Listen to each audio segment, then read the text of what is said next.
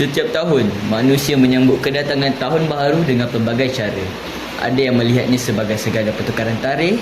Namun, bagi umat Islam, kedatangan awal Muharram membawa makna yang jauh lebih besar. Ia bukan sekadar permulaan tahun baru, dan ia adalah simbol sebuah perubahan yang mengubah perjalanan sejarah dunia Islam. Awal Muharram ialah hari pertama dalam kalender Hijrah.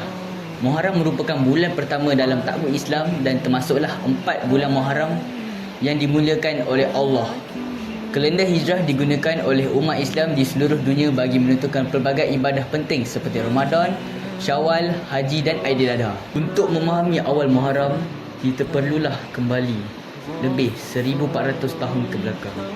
Ketika itu, umat Islam di Mekah menghadapi pelbagai tekanan dan penindasan daripada golongan Quraisy. Ramai umat Islam diseksa, dipulaukan dan dihalang daripada mengamalkan agama mereka secara bebas. Dalam keadaan yang sukar itu, Allah memerintahkan Rasulullah SAW untuk berhijrah dari Mekah ke Madinah. Hijrah bukan sekadar perpindahan tempat, ia merupakan titik perubahan besar dalam sejarah Islam.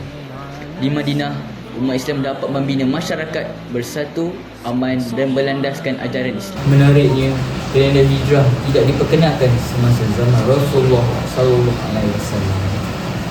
Beberapa tahun selepas kewafatan baginda, ketika pemerintahan Umar Al-Khattab, timbul keperluan untuk mewujudkan sistem penanggalan rasmi bagi pentadbiran negara Islam.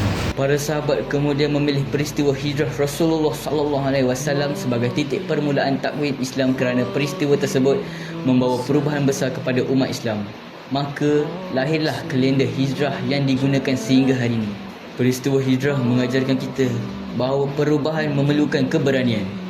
Rasulullah SAW dan para sahabat meninggalkan kampung halaman, keluarga dan harta benda demi mempertahankan keimanan mereka. Hari ini, hijrah boleh berlaku dalam pelbagai bentuk.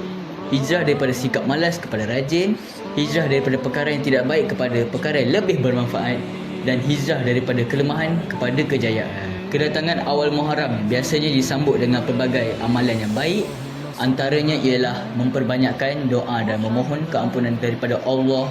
Selain itu, ibadah yang biasa dilakukan termasuklah membaca Al-Quran, menasabahkan diri, menghadiri ceramah ma'al hijrah dan melakukan amal kebajikan. Awal Muharram bukan sekadar permulaan tahun baharu. Ia adalah peringatan tentang satu perjalanan agung yang mengubah sejarah Islam. Hijrah mengajarkan kita bahawa setiap perubahan besar mula berlaku dengan satu langkah yang kecil.